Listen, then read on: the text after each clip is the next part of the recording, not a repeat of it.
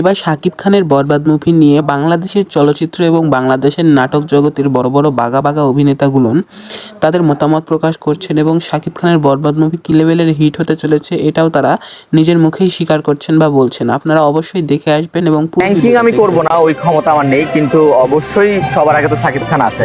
একটু সোজা মানুষ, সোজা কথা বলে ফেলি, মানে লুকিয়ে টুকিয়ে কথা বলতে আমার খুব ঝামেলা হয়, যার কারণে আমি একদম স্পিকটি নট যেটাকে বলে একদম চুপটি করে রয়েছে আর কি, কিছুই বলছি না।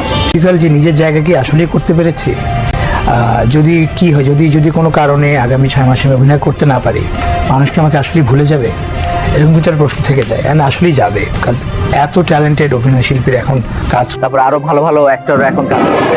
শরীফুল রাজ খুব ভালো করছে, he is a very good actor, আমার তার কাজ খুব ভালো লাগে, তার অ্যাক্টিং খুব পছন্দ আমার। এরকম আরো অনেকেই কাজ করছে।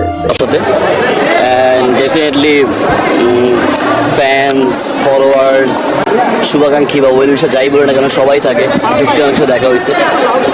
মানে অ্যাক্টর হিসাবে আমার ভেতরের যে সত্তাটা, ওটাকে আরেকটু বেশি এক্সপ্যান্ড করতে চাই।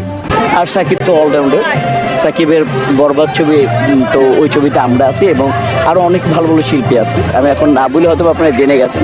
3টা ছবি হচ্ছে ইনশাআল্লাহ, আশা করি 3 ধরনের দর্শক এবার বঞ্চিত হওয়ার কোনো সুযোগই নেই। আশা করি প্রত্যেকটা সিনেপ্লেক্স থেকে আরম্ভ করে সিঙ্গেল স্ক্রিন সব জায়গায় এবং ডিজিটাল মিডিয়াতে এই ছবিগুলো জয় জয়কার থাকে।